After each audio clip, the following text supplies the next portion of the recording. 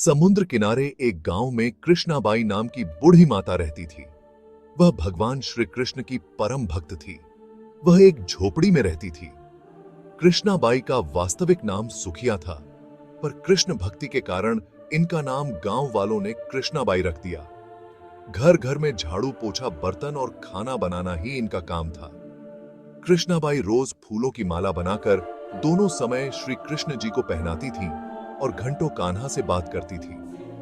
गांव के लोग यही सोचते थे कि बुढ़िया पागल है। एक रात श्री कृष्ण जी ने अपनी भक्त कृष्णाबाई से यह कहा कि कल बहुत बड़ा भूचाल आने वाला है। तुम यह गांव छोड़कर दूसरे गांव चली जाओ। अब क्या था, मालिक का आदेश था।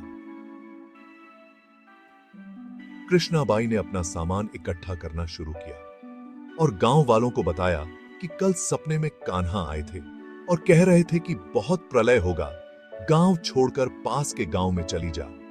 अब लोग कहां उस बूढ़ी पागल की बात मानने वाले थे। जो सुनता वहीं जोर जोर ठहाके लगाता। इतने में बाई ने एक बैलगाड़ी मंगाई और अपने कान्हा की मूर्ति ली और सामान की गठरी बांधकर गाड़ी में बैठ गई और लोग उसकी मूर्खता पर हंसते रहे।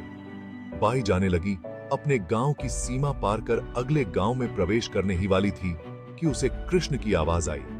अरे पगली, जा अपनी झोपड़ी में से वह सुई ले आ जिससे तू माला बनाकर मुझे पहनाती है।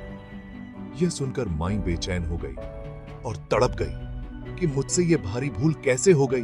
अब मैं कान्हा की माला कैसे बनाऊंगी। अब्बा, उसने गाड़ी वाले को वहां रोका और बदहवास अपने झोपड़ी की तरफ भागी।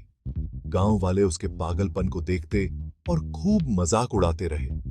माई ने झोपड़ी के तिनकों में फंसी सुई को निकाला और फिर पागलों की तरह दौड़ते हुए गाड़ी के पास आई। गाड़ी वाले ने कहा कि माई, तू क्यों परेशान है, कुछ नहीं होना।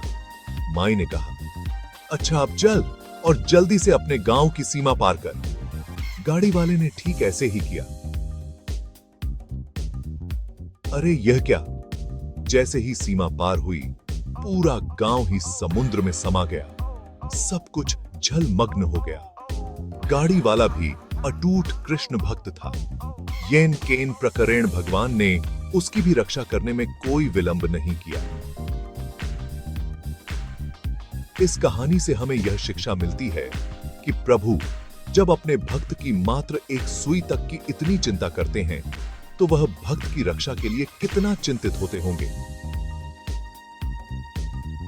जब तक उस भक्त की एक सुई उस गांव में थी, पूरा गांव बचा था। इसीलिए कहा जाता है कि भरी बदरिया पाप की बरसन लगे अंगार, संत न होते जगत में जल जाता संसार।